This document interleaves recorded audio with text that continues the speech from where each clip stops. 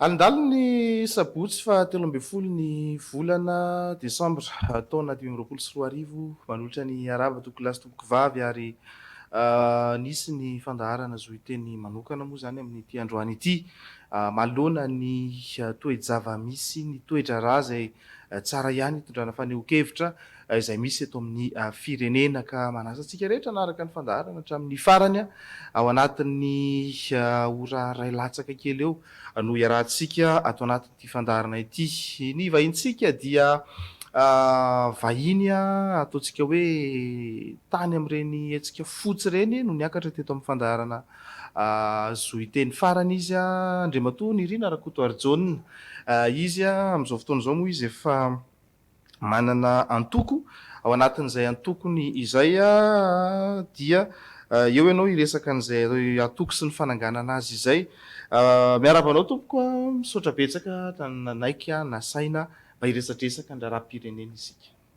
Manajanao namanary anja tolorana ny arahaba ihany koa isika rehetra any tokantrano ary manasa antsika aharitra hatramin'ny farany. Eny ary fanontaniako voalohany tao anatin'ireny tolona nisy teto amin'ny firenena ireny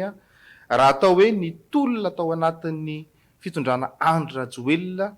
dia isan'ny vavolombelona sy ny ainana izany ianao na teny an-kianja na teny ambony latabatra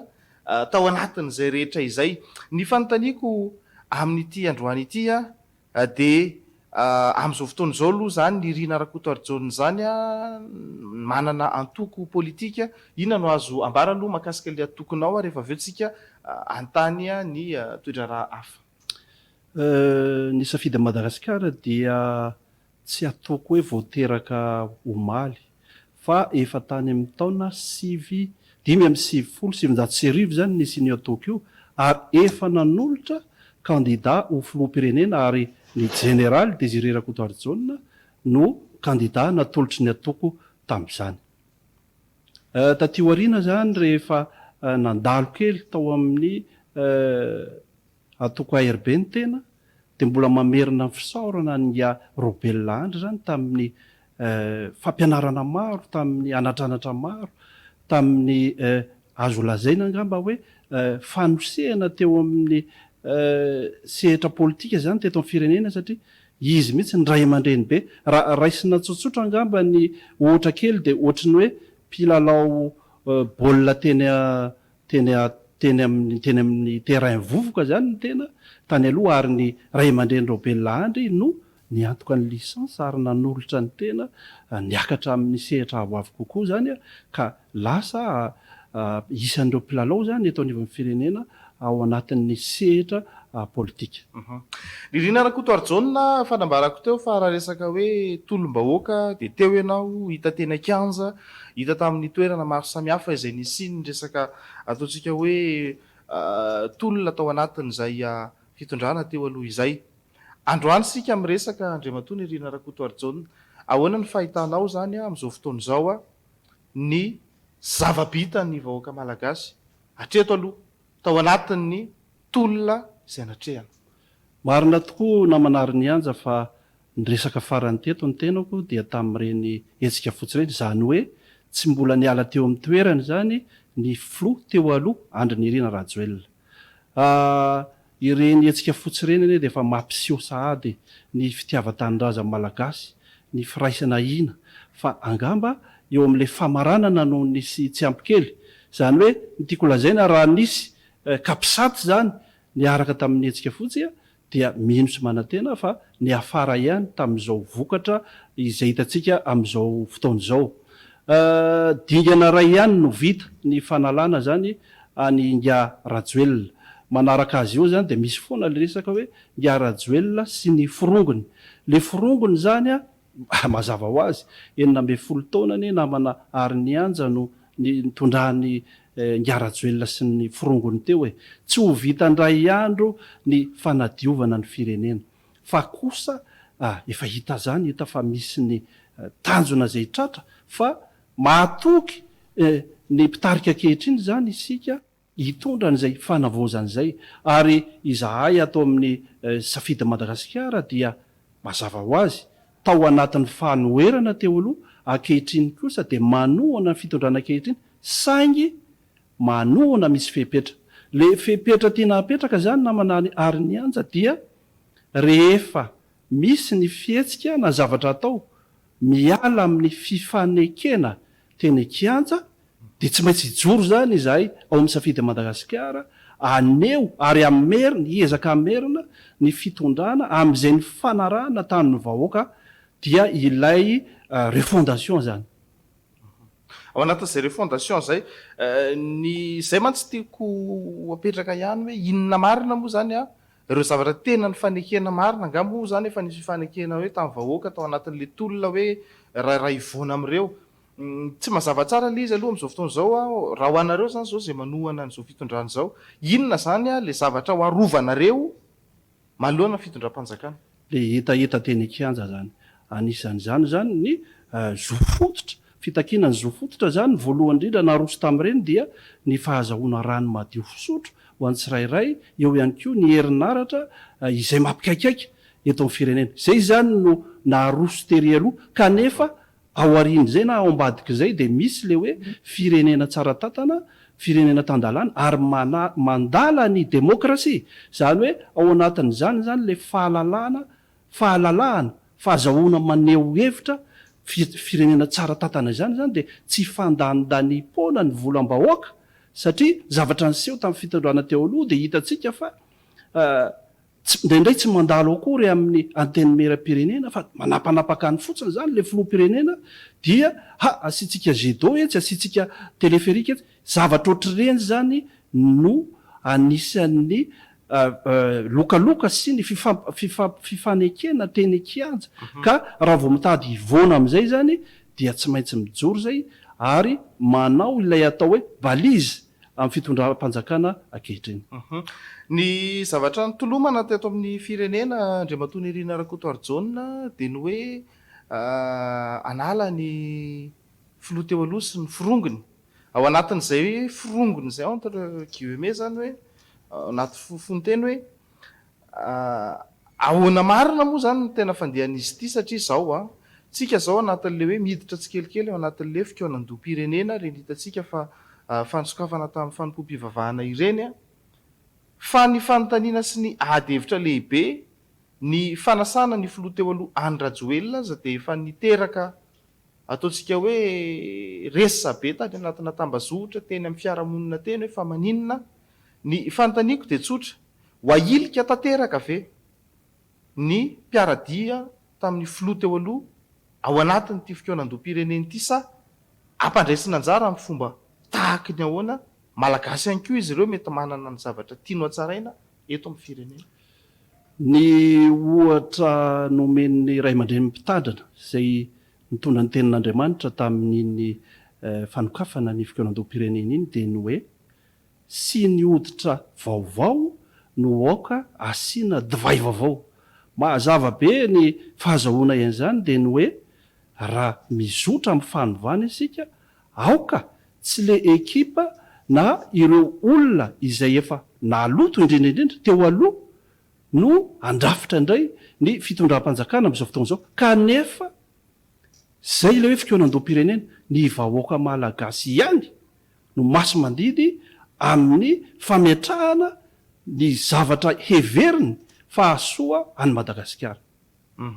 Ao anatin'izay ahoana fahitanao aloha ny fikarakarana ny fikoanandoam-pirenena nresantsika teo moa hoe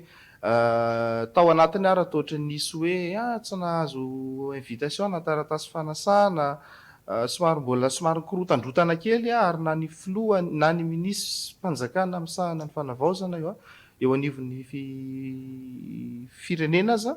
dia ny alatsiny mihitsy tao anatin'ny kabariny tamin'ny mety hoe tsy fatomombanana rehetra ina ihany koa sosokevitra mety ahafahana manatsara an'izay fikoanandoam-pirenena zay satria azo ambara fa isan'ny mbola toy ny tolona zay nataon'ny voaka malagasy zay.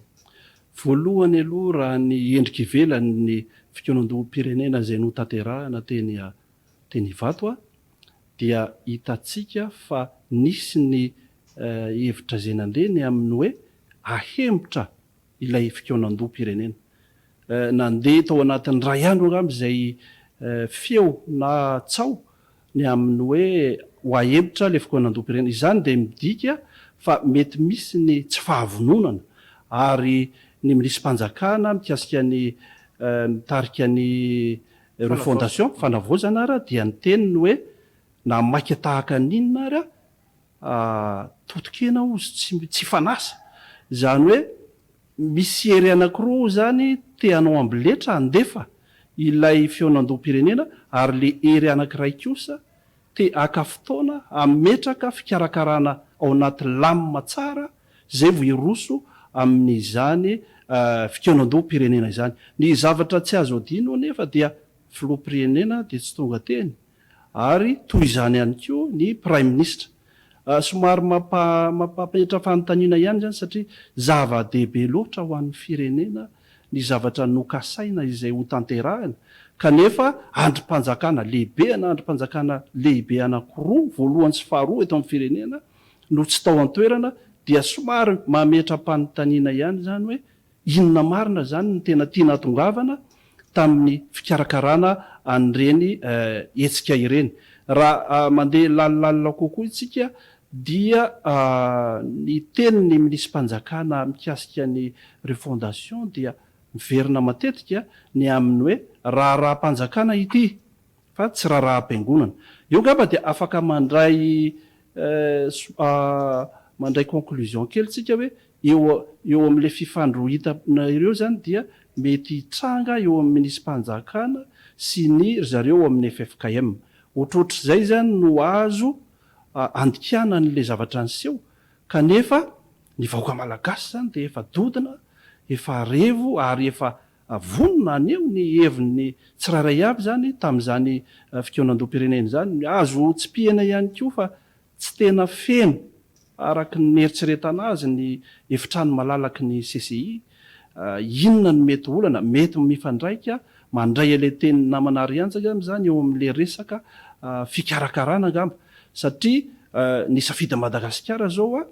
dia voatery nijanona elaela mihitsy teny enjoy teo amin'ny bureau andrareo FFKM vao nahazo fanasana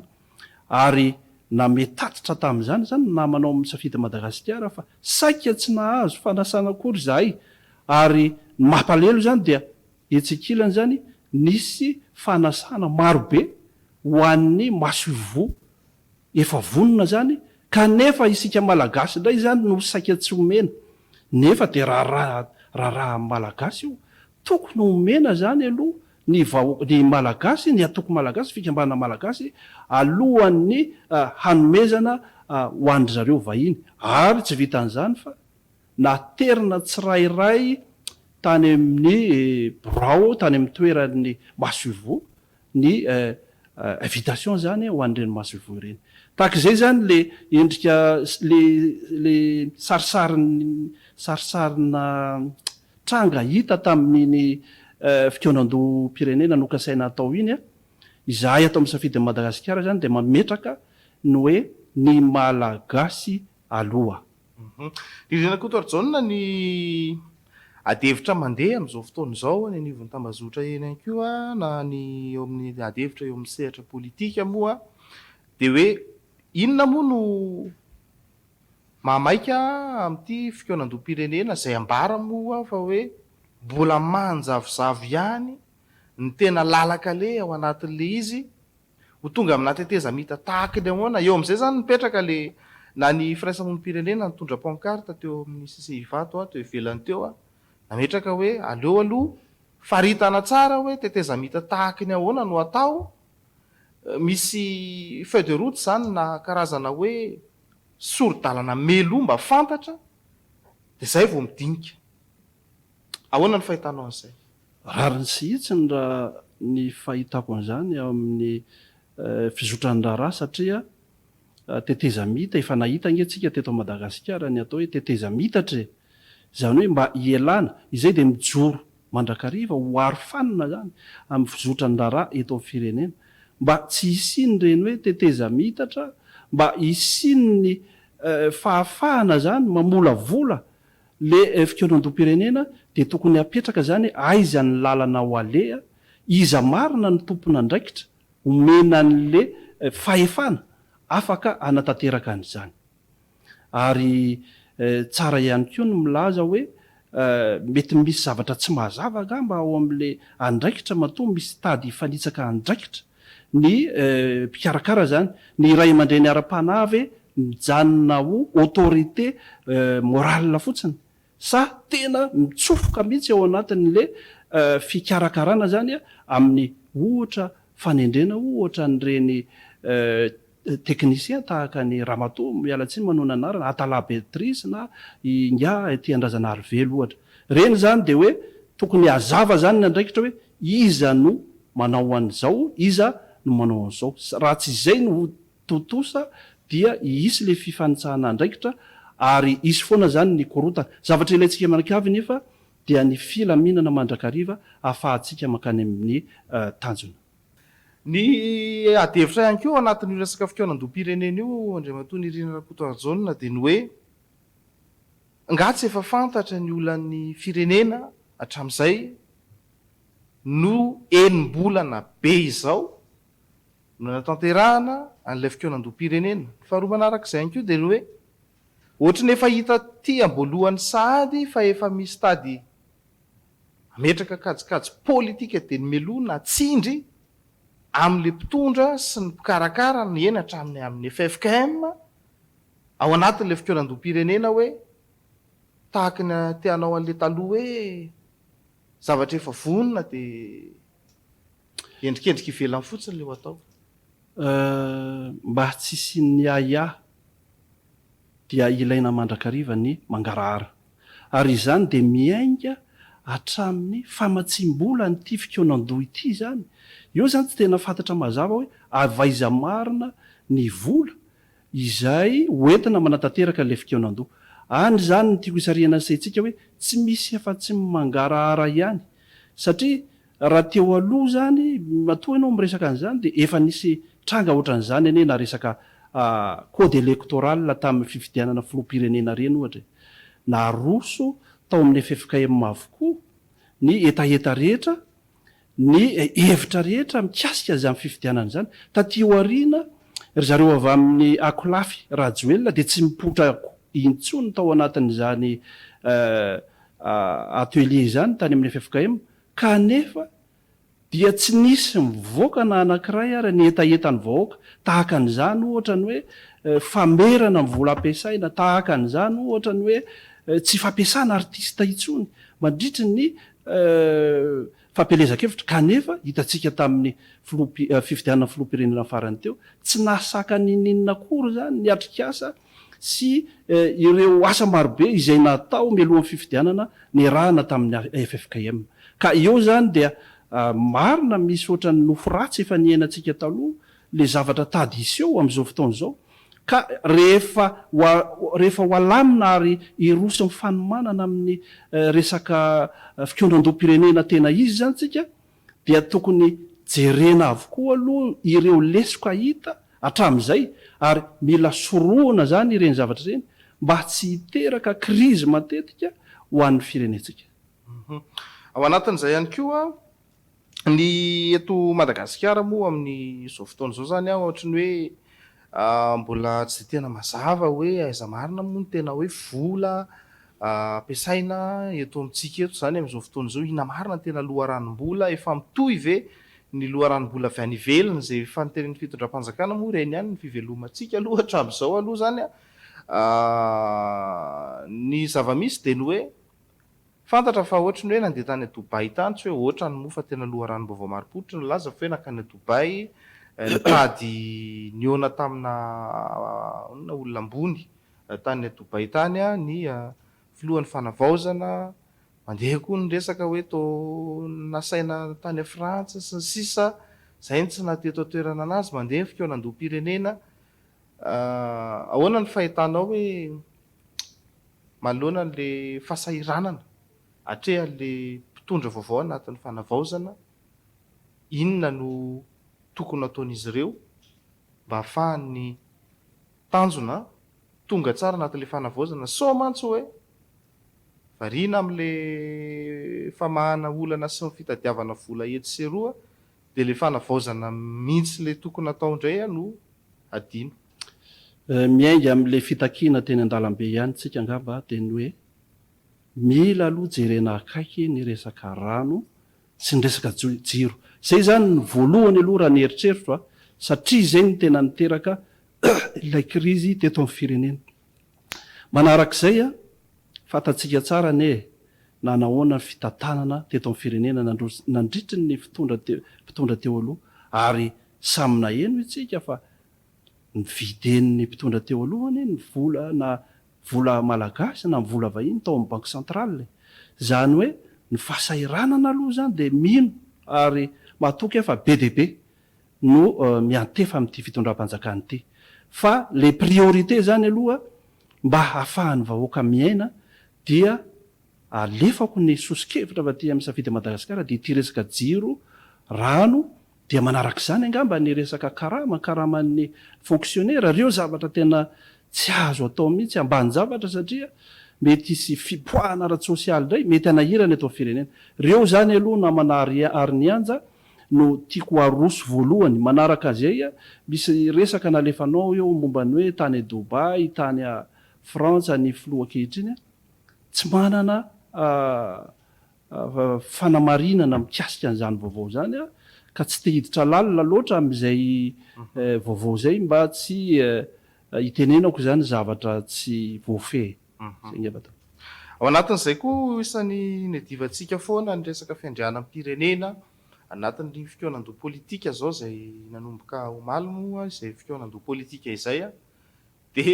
miverimberinao foana le hoe tsy tokony araka amin'ny frantsay tokony aleo tena tokony anana maizazy amin'izay Madagasikara manomboka eto rafim-panjanahana na voatsika io sy ny sisa ahoana ny hevitry ny ririna Kotoarjona ao anatin'izao fanavaozana izao tsara faritana aloha ny atao hoe fiandrianam-pirenena ny firenena manana ny fiandrianany zany de firenena tena mahaleo tena ary masy mandidy amin'ny taniny zay aloha zany le famaritana anankiray kanefa zao sarotra be zany raha ohatra ka marefo ara-toekarena ny firenena anankiray isika malagasy zany zao a raha jerentsika dia manafatra zao tsika vary be deaibe zany hoe tsy manana akory isika le fahaleovatena ara-tsakafa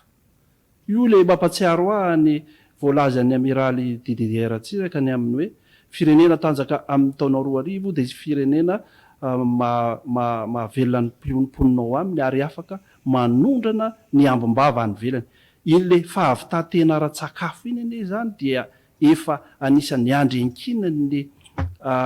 souveraineté ana firenena anankiray kanefa raha ohatra te aleo tenitsika zany de mila matanjaka ara-toekarena ihany koa amin'ny zavatra rehetrarehetra ahoana moa raha ohatra ka ny karama fonctionnaire eto Madagasikara tsy voalohantsika ahoana moa ny itenenanao hoe manana fiandrianany tokoa ny firenetsika ka rehefa marefo zany ara-toekarena dia sarotra be ilay milaza na mikatsaka any ilay souveraineté zany ka ao anatin'izay de misy miodikodina eo zany izy ny amin'ny hoe manao fikonan-doha tsika volavaizany anaovana an'izany raha ohatra volavany velany afaka ange zany le olona misy fiteny hoe ce qui commande paye afaka ange zany le olona mibaiko atsika satria avany aminy vola ka io zany karazana zavatra boribory vetaveta ozy izy ny fiteny gasy mila matanjaka ianao zay ianao vo afaka miala am'le tsindro maro isan-karazany ahafahanao mitondra ny firenenao any am'izay lalana irinao marina tokoa am'izao fotao zao fa efa mandeha mifeony amin'ny hoe janony le frantsay oka am'izay mifrantsay ka zao ny izy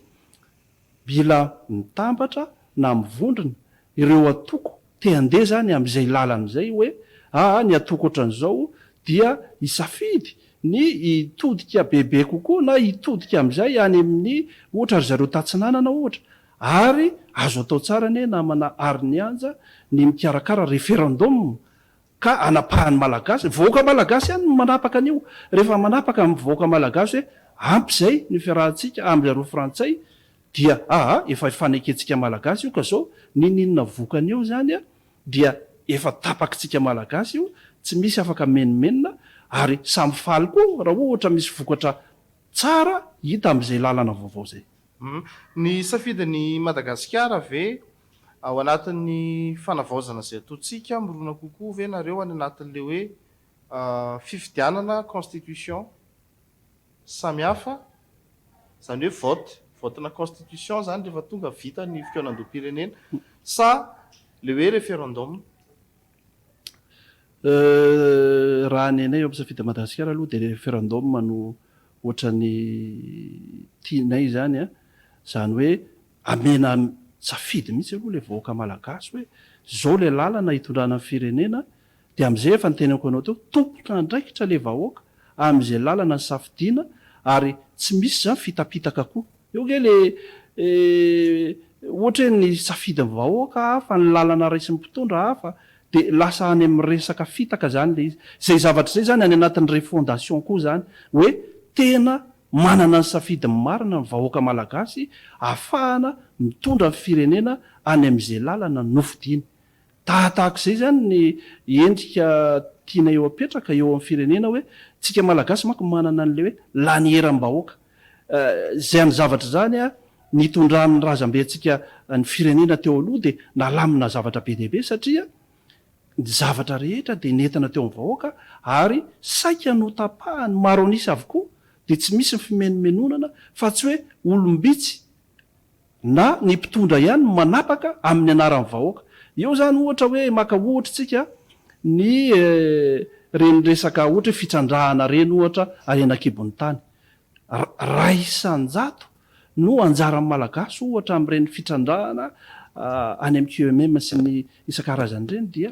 mpitondra vitsy fotsiny manapaka an'izany. Aiza amin'ny feo amin'ny vahoaka malagasy, aiza ny anjaran'ny vahoaka malagasy, aiza ny anjaran'ny faritra izay tokony hisitraka an'izany fitsandrahana izany. Zany hoe tianay hoentina mihitsy zany a amin'izao fikaonandoam-pirenena izao le hoe lanieram-bahoaka, zany hoe ny vahoaka mihitsy dia mandray anjara amin'ny fizotrana raha-pirenena miainga hatrany amin'ny fokotany dia miakatra zany a dia tsy de misy firy zany le tsy fitovikevitra miainga avy any ambony ary tsy misy koa ny jadona avy any ambony fa miainga avy aty amin'ny fokotany de miara-mandroso zany a ny vahoaka malagasy tsy vaky volo. Eny ary ao anatin'izay moa zany zava-dehibe zay ataontsika hoe famakafakana kely makasika ny fiainam-pirenena izay fa amin'izao fotoana izao nareo nivony atoko safidin'ny Madagasikara izay a, inona zany zao ny mahasoanareo manomboko zao zany a eto amin'ny firenena indrindrindra moa anatin'izao ataontsika hoe fotoana ny fanavaozana izao? Safidy Madagasikara efa nalazaiko teo a dia mijoro ho arofanina, zany hoe manohana ny fitondram-panjakana ankehitriny fa manohitra kosa misy fepetra, zany hoe manaja ny fifanekena teny kianja. Ny safidy Madagasikara amin'ny mahatoko azy koa dia manana ny sosikevitra maro zay hoentina eny amin'ny fikaonandoam-pirenena. Anisan'izany tena manahirana anay zany dia voalohany ny resaka fandriam-pahalemana. Ohatra meko anao na manary-anja maro be any ny tanora izay maty amin'ny fifamoivoizana eto amin'ny firenentsika, indrindrindrindra ny amin'ny kodiaran-droa. Reny zany de misy zavatra tokony hoentina, hevitra vaovao tokony hoentina, ohatra ny resaka limitage, ny fananana permis, ny fijerena ihany koa ny kodiaran-droa zay hoentin'ny tanorantsika, ary indrindra ny alkôla eny mpamiliana ny kodiaran-droa. Reny zavatra reny zany de hoentina amin'ny fikaonandoam-pirenena ny amin'ny tokony fametrahana ny alkotesta eto a Madagasikara, ny tokony isiny mangarahara eo amin'ny fananana hiditra eo anivony ny fitandrona filaminana ny zandary, polisy ary ny miaramila. Eo ihany koa ohatra ny resaka lalàna ohatra eo amin'ny fitsarana zany misy zavatra maro be tiana hoentina eo anivony fikaonandoam-pirenena. Ny resaka fahefa-mividy ihany koa dia ny ohatra teneniko maimaika eto satria kely de kely fotoanantsika,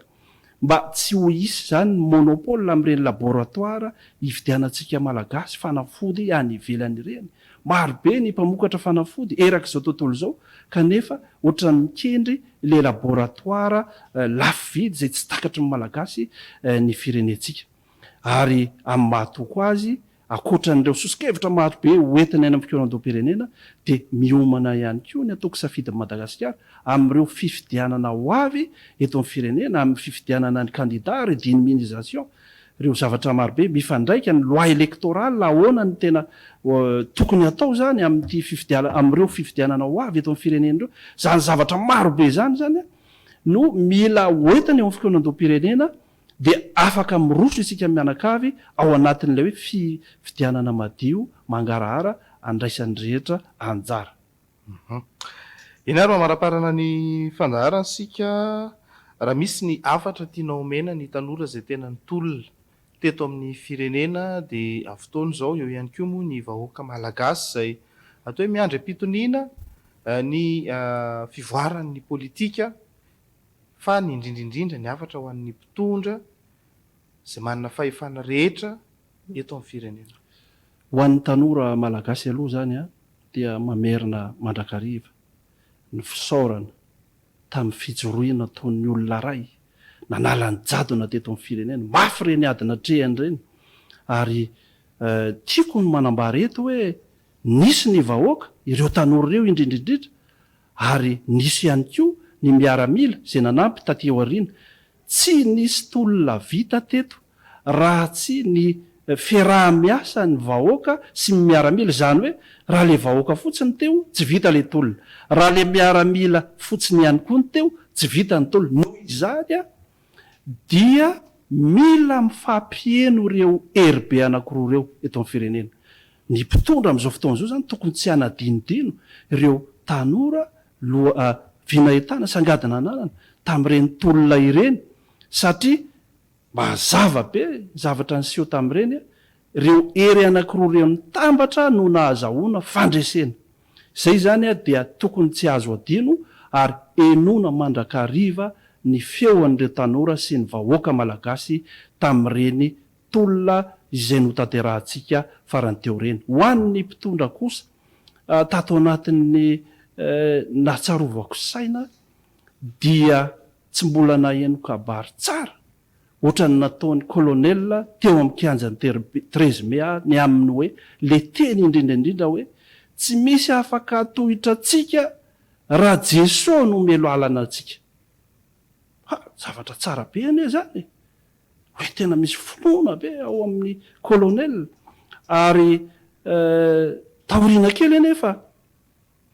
fanendrena prime ministre ohatra ny nisy fihemorana ohatra ny kivy ny vahoaka malagasy ny aminy hoe fadiso fantatry ny vahoaka malagasy loatra ny mikasika an'le prime ministre sy ny ireo olona mpiara-misaky aminy zany indrindraindrindra ny tiako tenenina amin'izany. Eto de makahery an'ny kolonel Mikael satria izany Mikael zany ene tsy hoe tongatonga foana zany anarany zany fa hoe Michel, archange Michel, olona mitarikady zany ary nandresy mandrakariva. Ny tiako lazaina anao zany mon kolonel dia aza matahotra anao izahay vahoaka malagasy manoana anao mandrakariva ary aza manahy anao fa tsy maintsy ho tonga amin'ny tanjona ny firenetsika dia i Madagasikara. Ianary ankasitrahana VDP anao Andriamatoa Nirina Rakotoarijona falina indray anao indray fandaharana soiteny tamin'ity androany ity mino fa mbola ferineto indray ianao mety eritreritra koa tsika ny anao karazana fandaharana mamintimitina ihany ny zavatra nitranga tandritra ny taona rehefa faraparan'ny taona eo ny anaovantsika an'izay hitantsika eo hojerena arakaraka ny ataontsika hoe ny sujet anatiny moa no ahafahana hoe miantso anao ihany koa anatin'izay satria tsika tsy maintsy resaka ny tolona ianao tena teo foana atao anatin'izay resaka tolona izay ary nahita tsara ny zavanisy. Zay koa tompoko lasy tompoko vavy no metrana mandram-peona aloha ho amin'ny herinandro manaraka indray. Veloma tompoko. Veloma tompoko.